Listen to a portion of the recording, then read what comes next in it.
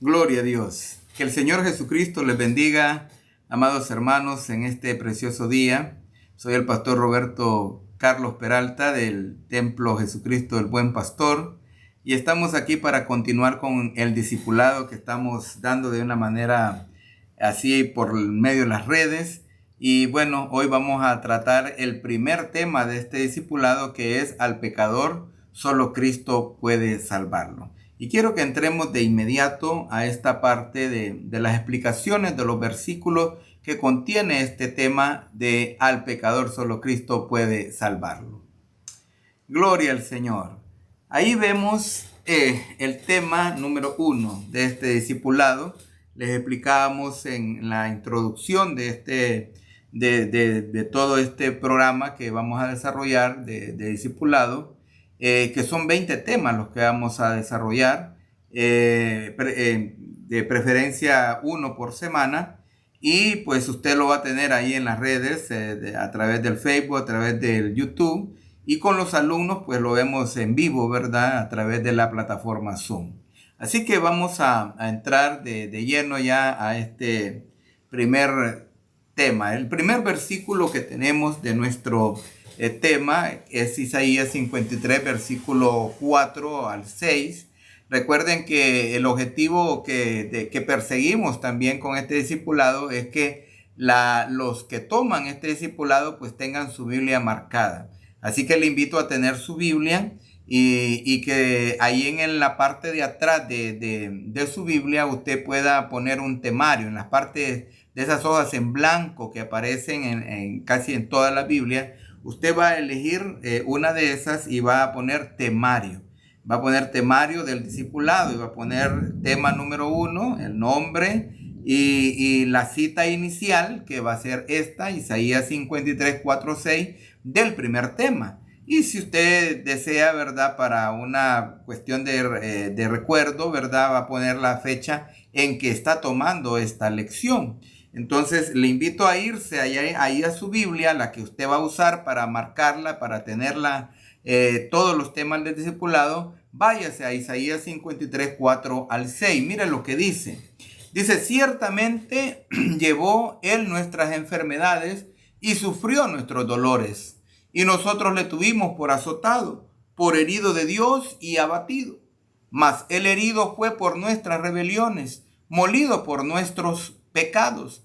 El castigo de nuestra paz fue sobre él, y por su llaga, dice, fuimos nosotros curados. Todos nosotros nos descarriamos como ovejas, dice, cada cual se apartó por su camino. Mas Jehová cargó en él, dice, el pecado de todos nosotros. Cargó, dice, en él el pecado de todos nosotros. Vemos nosotros aquí algunas explicaciones de los versículos. Versículo 4, por ejemplo, nos dice que Cristo llevó a la cruz lo que nosotros no podíamos llevar.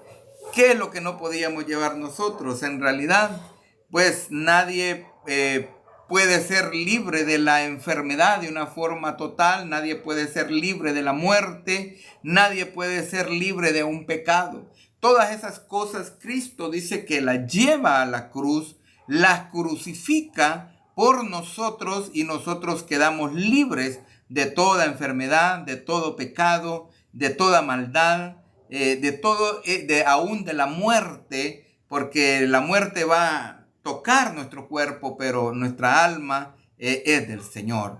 Entonces vemos nosotros que Cristo es el encargado de llevar todo a la cruz, como dice el versículo 4. Pero el versículo 5, vemos nosotros que nos dice del sufrimiento de Cristo en la cruz, para que nosotros tuviésemos victoria sobre la enfermedad y también, dice, tuviésemos paz. Qué maravilloso. Dice que el castigo de nuestra paz fue sobre él, y por su llaga fuimos nosotros curados. El sufrimiento de Cristo es el sufrimiento que nosotros nos merecíamos, pero él fue obediente hasta la muerte de cruz, como dice la misma palabra en otro de los versículos. Él dice que fue obediente hasta la muerte de cruz. ¿Para qué? Para que nosotros tuviéramos paz, para que nuestras enfermedades en Él fueran sanadas, para vencer a la muerte en Él, ¿verdad? Él sufrió todo lo que nosotros conocemos. ¿Cuál fue el sufrimiento? Así como lo describe la Biblia, fue abofeteado, fue crucificado, fue una lanza atravesó su costado. Tanto sufrimiento que pasó nuestro Señor Jesucristo, pero todo fue por nuestra paz, por nuestra salud, por nuestra vida. Eso lo sufrió Él. Y en el versículo 6 podemos ver, dice que nos explica la vida sin rumbo, llena de pecado que lleva la humanidad, pero también nos presenta la oportunidad del Padre, dice, de ser salvos, ya que cargó el pecado de todos sobre Cristo. Esto es lo más maravilloso que el Padre pudo haber hecho por la humanidad. Dice que cargó el pecado de todos sobre Cristo. Dice el mundo, todo lo que vemos nosotros ahora, anda lleno de pecado. La humanidad va, como quien dice, camino a cada vez más a perversión, a destrucción. Están encaminados al pecado. Pero mire qué interesante que todos aquellos que se acercan a Cristo pueden estar cargados de pecado. Cristo ya pagó por esos pecados. ¿Qué es lo que tenemos que hacer nosotros? Acercarnos a Cristo para que el pago sea efectuado en nuestras vidas por todos esos pecados. Maravilloso. Bien, ahora en Isaías 53, 4, 6, yo sé que usted está ahí en la Biblia y está en esa cita. A la par de Isaías 53, 4, 6, usted va a escribir la siguiente cita. ¿Cuál es nuestra siguiente cita? Romanos 3:23. Entonces viene y escribe Romanos 3:23 ahí a la par de Isaías 53 del 4 y 5, ¿verdad? De 4 al 6, y usted va ahí a escribir Romanos 3:23 y se va a Romanos 3:23. ¿Qué dice Romanos 3:23? Dice, por cuanto todos pecaron, dice, y están destituidos de la gloria de Dios. Por cuanto todos pecaron y están destituidos de la gloria de Dios. ¿Qué podemos ver ahí? Destituir. La palabra destituir significa separar, significa privar. Y en este caso dice, estamos separados nosotros de la gloria de Dios. No tenemos chance alguno como seres humanos, ya podemos hacer cualquier cosa para con Dios, pero si no aceptamos a Jesucristo, no podemos ser parte de la gloria de Dios. Estamos destituidos de su gloria. Eso significa cuando dice, por cuanto todos pecaron y están destituidos de la gloria de Dios. ¿Qué más podemos ver ahí? Hay un veredicto. ¿Qué dice ese veredicto? Ese veredicto dice, todos pecaron. Esto tiene que hacerse el escenario ustedes que estamos delante de un juez, ¿verdad? Y ese juez viene, da un veredicto. Bueno, aquí el veredicto es que todos pecaron. Y ese es el veredicto para la humanidad. Pero mire qué interesante aquí. Dice que hay una sentencia. O sea, la acusación es que todos hemos pecado. Pero la sentencia de eso dice que hay una sentencia o resolución del juez supremo. Dice, están destituidos de la gloria de Dios. Dice que, mire, ahí vemos nosotros un veredicto, pero vemos también una sentencia. Entonces, prácticamente, viéndolo desde este punto, la humanidad está perdida, pero no está perdida porque tenemos una gran oportunidad que es en Cristo Jesús. Ese veredicto que el juez supremo dio para la humanidad, también dio una salida, y esa salida se llama Jesucristo. Ahora, sigamos adelante con la siguiente cita. Nos vamos ahí, a la par de Romanos 3:23, vamos a escribir la siguiente cita que es Romanos 6:23. Y aquí ya comienza la esperanza, aquí comienza la luz, dice, porque la paga del pecado es muerte, dice, mas la dádiva de Dios es vida eterna en Cristo Jesús, Señor nuestro. Y aquí comienza la parte donde podemos decir la humanidad tenemos una oportunidad. Y aquí esa oportunidad el Padre la está presentando a través de Cristo como un regalo, porque la paga del pecado es muerte. Y yo quiero que veamos esa primera parte de este versículo de Romanos 6:23. Mira lo que dice Romanos 6:23. Existen algunas interpretaciones de la primera parte. O sea, ¿cuál es la primera parte? Porque la paga del pecado es muerte. Veamos la primera interpretación de esto. La primera interpretación que muchos tienen es que si andas en pecado, el pecado te matará. Pero llegan hasta esa parte. Dicen, el pecado te va a matar, pero no más. No más. Solo que te va a matar. Andas en malos pasos. Andas en malos pasos. Hay algunos que son hasta grandes consejeros. Le dicen, ese pecado tuyo te va a matar. Pero hasta ahí nomás se quedan. No hablan de un futuro después de esa muerte que tuvieron en pecado. Ahora, otro de los conceptos que se tienen de esa primera parte es la siguiente. Dice que cuando mueres, pagas todos tus pecados. Y esto es lo que más se conoce. El que no se quiere acercar a Cristo, el que no quiere venir a Cristo, dice, bueno, si para qué voy a ir a Cristo, ¿para qué voy a la iglesia? Si cuando yo muero ahí pago todo. La Biblia lo dice porque la paga del pecado es muerte. O sea que yo pude haber hecho todo pecado. Cuando me muero, ahí pagué todo. Entonces, imagínate, hay una confusión en esto. La paga del pecado, o sea, no es tu muerte. La interpretación correcta que tenemos de esta primera parte es que la muerte de Cristo pagó todo nuestro pecado. La muerte tuya no puede pagar pecados. La muerte de Cristo sí paga pecados. Y cuando leemos el contexto total del versículo, dice, porque la paga del pecado es muerte. Pero aquí en la segunda parte explica la muerte de quién, más la vida, más la dádiva de Dios, que es quién, Cristo. Dice, es vida eterna en quién, en Cristo Jesús, Señor nuestro. Y que ya vimos allá en Isaías 53, 4, 5 y 6, que dice que Él pagó por nosotros. Todo el castigo de nuestra paz fue sobre Él. La muerte, dice de Él, venció la enfermedad, venció la misma muerte. Entonces, allí la muerte de Cristo sí paga nuestros pecados. Así que cuando alguien te diga, no, si es que yo cuando me muera yo voy a pagar todos mis pecados. No, mentira. Solo la muerte de Cristo paga el pecado. Sigamos adelante. Mira el siguiente versículo. El siguiente versículo que vas a escribir ahí a la par de Romanos 6:23 dice es 2 Corintios 5:17. Dice, de modo que si alguno está en Cristo, nueva criatura es. Las cosas viejas pasaron, he aquí, todas, dice, son hechas nuevas. Ahí vemos algunas cosas. Estar en Cristo es haberlo reconocido como Señor y Salvador, confesándolo con la boca y creyéndolo en el corazón. El versículo dice al principio, de modo que si alguno está en Cristo.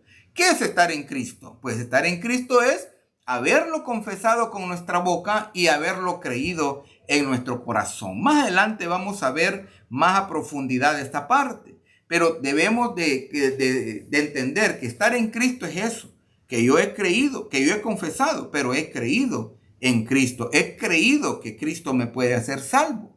Veamos qué más. Dice, comienzas de cero y todos tus pecados son borrados. Cuando nosotros venimos a Cristo, dice que todos nuestros pecados son borrados. Decía un predicador famoso que ya partió a la presencia del Señor, el mejor momento, decía él, para que tú te mueras es en el momento que estás aceptando a Cristo. Porque ahí dice, eres nuevecito. Ahí tú estás limpio. Ahí eres como la blanca nieve. No tienes ningún pecado. En ese momento tú te mueres y te vas para el cielo. Claro, nadie quiere morirse en el momento que acepta a Cristo. Queremos vivir una vida en Cristo. Pero él tenía toda la razón. En el momento que nosotros aceptamos a Cristo, en ese momento estamos empezando de cero.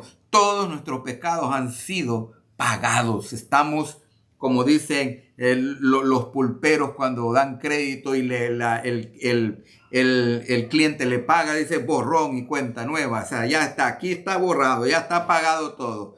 Podemos empezar una nueva. Entonces, eso es lo que hace Cristo cuando cuando nosotros reconocemos a Cristo. Dice que empezamos de cero. Todas las cosas, dice, vienen a ser nuevas. Dice, cuando dice que todas las cosas son hechas nuevas, en realidad se refiere a tu nueva manera de vivir según la voluntad de Dios. Todas las cosas son hechas nuevas no quiere decir que Dios te va a hacer todo nuevo. No, quiere decir que tú comienzas a vivir una vida nueva en Cristo.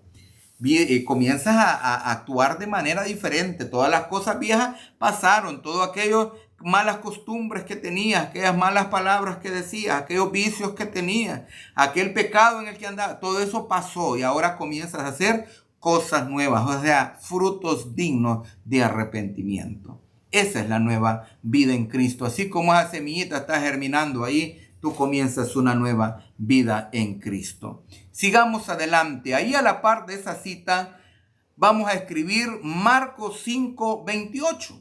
Marcos 5:28 a la par de la cita que teníamos anteriormente. Dice Marcos 5:28, porque decía, si tocare tan solamente su manto, seré salva, decía esta mujer. Todos conocen la historia de esta mujer del flujo, que tenía un flujo de sangre por 12 años, que había sido atormentada por esta enfermedad. Pero ella oyó hablar de Jesús y puso una fe tremenda en Cristo Jesús. Dijo ella dentro de sí, si yo tan solamente tocara el borde de su manto, yo sé que voy a ser salva, que voy a ser sanada de esta enfermedad, de este azote que he tenido por 12 años. ¡Qué fe! Dice, porque decía, si tocare tan solamente su manto, seré salva. Para ser salvo es imprescindible tener fe en Jesucristo. Si tú no tienes fe en Jesucristo, en realidad tú no puedes ser salvo, tú no puedes ser sano, tú no puedes venir a experimentar esa nueva vida. Tenemos que tener fe en Jesucristo para poder ser salvos. Tú puedes poner fe en cualquier otra cosa. Tú puedes poner fe en cualquier otra cosa, pero solo la fe en Cristo salva. Debemos creer con todo nuestro ser que Él sí nos puede salvar. Recuerda que para aceptar a Cristo debes confesarlo, pero debes creer. Y debemos creer con todo nuestro ser, cuerpo, alma y espíritu, espíritu, alma y cuerpo, como tú lo quieras poner. Tiene que creer, todo tu ser tiene que creer que Cristo te puede salvar a ti. Mira este pensamiento, puedes tener fe en cualquier cosa o en cualquier persona, pero solo la fe en Jesucristo te lleva al cielo. Tú puedes recibir milagros de un palo, tú puedes recibir milagros de cualquier objeto, puedes recibir milagros hasta de una persona, pero nada de eso te hace salvo, nada de eso te lleva al cielo, porque la única fe que acepta nuestro Padre Celestial para darte entrada al cielo es la fe que tú depositas en Jesucristo. Sigamos adelante. A la par de Marcos 5:28 vamos a escribir la siguiente cita, que es Hechos 16:31. Dice, ellos dijeron, cree en el Señor Jesucristo y serás salvo tú y tu casa. Y serás salvo tú y tu casa. Todos conocemos esa historia de ese carcelero que una vez que descubrió que los reos se habían escapado de la cárcel, él pensó que ellos se habían escapado. Dijo, mejor me voy a quitar la vida y de todas maneras me la van a quitar porque todos se fueron. Y Pablo y Silas lo detienen y le dicen, no, detente, no te hagas daño. Aquí estamos todos, no ha pasado nada.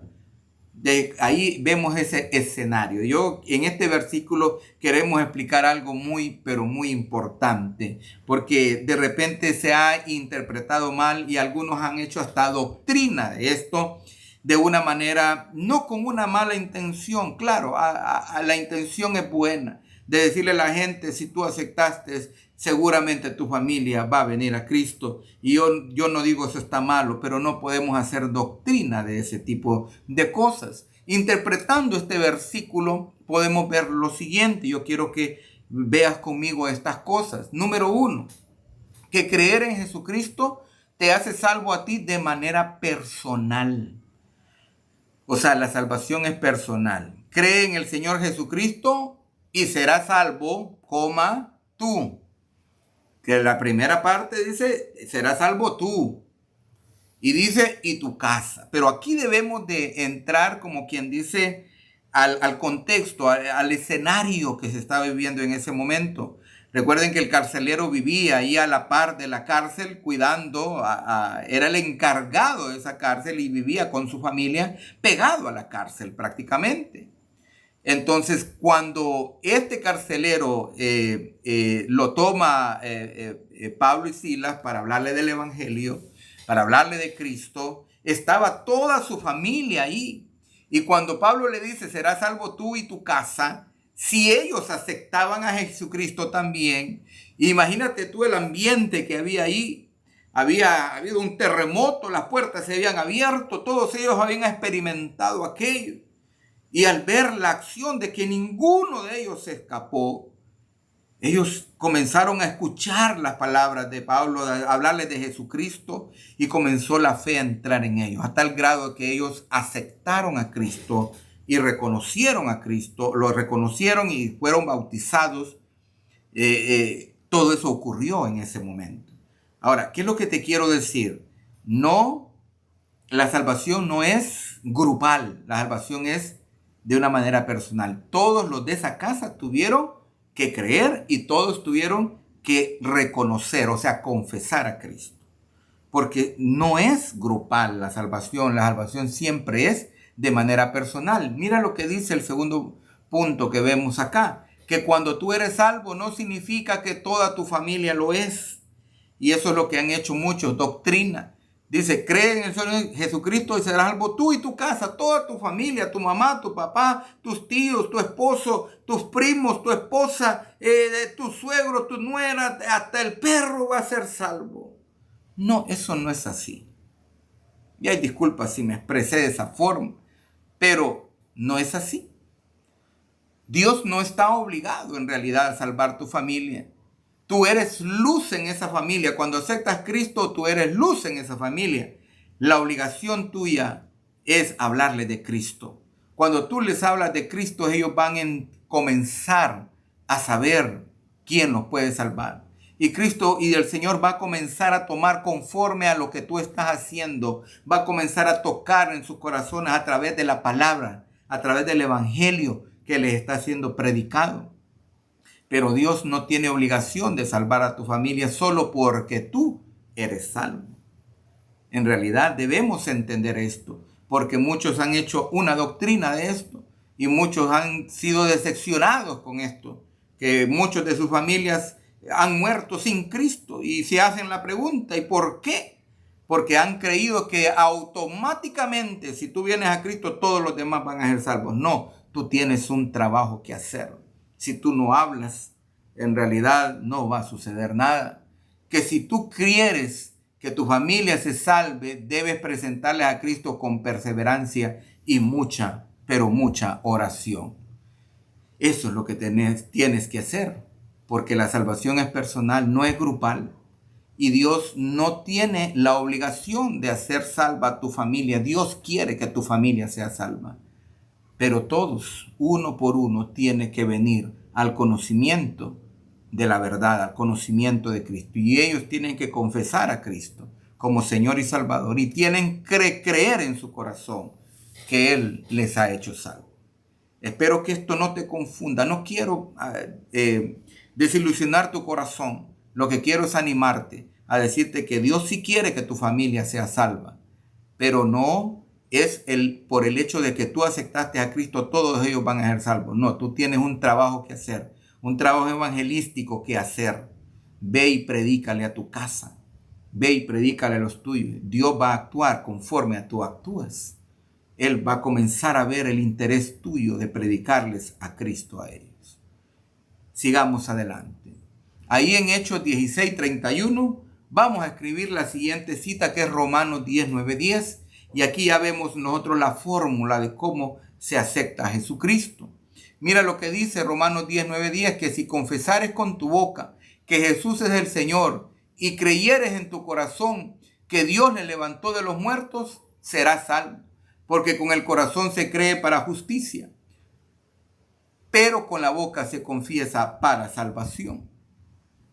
Para salvación. Qué interesante. Y ahí estamos presentando la fórmula bíblica para que las personas vengan a Cristo. ¿Qué hay que decir? ¿Qué hay que creer? Aquí está en Romanos 10, 9, 10. Esta es la palabra, en realidad, que se tiene que repetir y que se tiene que creer cuando una persona viene a Cristo. Muchos pueden confesar y en algunos casos te pueden obligar a confesar, pero creer solo le pertenece a tu corazón. Porque muchos pueden confesar cualquier cosa, pero creer en el corazón es otro nivel. Es lo que le da validez a la confesión. Porque muchos solo confiesan, pero no creen. Y tal vez te parezca algo duro esto, muy crudo de digerirlo, pero muchos que han aceptado a la iglesia, que han pasado a dar la confesión, a decir la confesión de que yo acepto a Jesucristo, muchos de ellos aún no son salvos. ¿Por qué? Te explico por qué. Por lo que dice este versículo. Porque para poder ser salvo tú tienes que confesar, pero también tienes que creer en el corazón. ¿Y qué cosas hay que creer en el corazón? Aquí lo dice específicamente, que tú tienes que creer que Dios levantó de entre los muertos a Cristo Jesús. O sea, cuando tú crees que Cristo resucitó de entre los muertos, quiere decir que la resurrección de Él dio victoria sobre la muerte, dio victoria sobre la enfermedad, te llevó a ti al cielo, te hace a ti un hijo de Dios cuando aceptas a Cristo. Entonces, cuando yo creo en la resurrección de Cristo, le estoy dando poder a mi confesión. Pero muchos aceptan a Cristo solo por decir, por una presión que alguien les dio, y ahí no has hecho nada. Muchos no han venido a Cristo, aunque ya han pasado a confesar, pero no están creyendo absolutamente nada. Si no crees, en realidad no puedes ser salvo. Muchos pueden confesar, pero no todos pueden creer. Creer para justicia significa que hemos creído que Jesús nos ha hecho justos delante del Padre con su muerte expiatoria. Expiatoria significa que Cristo tomó el lugar nuestro. Tomó el lugar nuestro que nosotros teníamos que estar ahí en esa cruz para poder ser aceptos delante del Padre. Y Él se ofreció como un sacrificio expiatorio para darle, como quien dice, aplacar la ira del Dios contra la humanidad por el pecado que cometía. Vino Él y ofreció su propia vida, su propio cuerpo, para poder ser el sacrificio aceptable delante del Padre y que nosotros tuviéramos el perdón delante de Dios. Ahí a la par de Romanos capítulo 10, versículo 9 y 10, vamos a escribir Efesios capítulo 2, 8 y 9, que dice: porque por gracia sois salvos por medio de la fe, y esto no de vosotros, pues es don de Dios, no por obras, para que nadie se gloríe. No por obras. Mira, este versículo lo aclara bien. ¿Cómo es que somos salvos? Dice que somos salvos por gracia. Por gracia. Al Dios le plació salvarnos. Dios es todopoderoso, creador del universo, de las estrellas, de todo lo que existe. Él pudo haber dicho, bueno, esta humanidad me falló, este mundo me falló, y voy a destruir este mundo y voy a hacer otro nuevo y voy a hacer otros humanos. Y voy a crear para que a ver si estos me obedecen, porque estos son unos desobedientes. Pero a Dios le plació. Dijo, Él tuvo gracia con nosotros. Y dijo, voy a darles una oportunidad, y esa oportunidad se llama Jesucristo. Nosotros somos salvos por pura gracia de Dios. También somos salvos por medio de la fe en Cristo. O sea, Dios pone la oportunidad, y esa oportunidad es Cristo Jesús. Cuando yo tengo fe en Jesucristo, cuando he creído en Jesucristo, entonces yo tengo la oportunidad de ser salvo. Dice que no hicimos nosotros absolutamente nada para ser salvos. Cristo pagó por nosotros. Ahora lo que tenemos que hacer nosotros es buscar a Cristo, aceptarlo a Él como nuestro Señor, como nuestro Salvador. Recuerda, reconocer el señorío de Cristo es lo que nos hace salvos, porque Salvador del mundo, Cristo es, quiera o no quiera la humanidad, es el Salvador del mundo. Ahora, Señor, solo aquellos que lo confiesan, solo aquellos que lo aceptan como el Señor de sus vidas. Y eso es lo que te hace salvo. Dice que es un regalo de Dios. Eso es un regalo de Dios que Dios dio a la humanidad. Las obras no salvan a nadie, pero el que ya es salvo debe de obrar. O sea, debemos de dar frutos dignos de arrepentimiento, pero debes de entender que ninguna obra es merecedora de tener la salvación. Ahora, cuando ya hemos sido nosotros salvos, debemos de andar en las buenas obras que Dios preparó de antemano para que anduviésemos en ellas. Entonces debemos de obrar como fruto ya de hijos de Dios. Que Dios te bendiga grande y poderosamente. Espero que este primer tema te haya impactado, te haya gustado. Compártelo con muchos. Ahí yo a mis alumnos les dejo una tarea siempre para que ellos se desarrollen en esta parte y vayan creciendo, ¿verdad? La tarea que les asigno es estudiar las 16 verdades fundamentales de nuestra conferencia Asambleas de Dios. Es el credo nuestro, es la base doctrinal que nosotros tenemos y es lo que nosotros somos en esencia como Asambleas de Dios. Entonces les pido de que se estudien esas 16 verdades fundamentales para que tú como miembro de una iglesia de Asambleas de Dios sepas en lo que creemos nosotros. Y lo otro que les dejo de tarea es que lean todo el capítulo 3 de la carta a los Romanos, donde habla acerca de esta maravillosa oportunidad que Dios nos da, esa oportunidad por gracia que Dios nos da de ser salvos por medio de Jesucristo. Que Dios te bendiga grande y poderosamente y nos vemos próximamente en una segunda clase de este hermoso discipulado. Que Dios te bendiga grande y poderosamente. Amén y amén.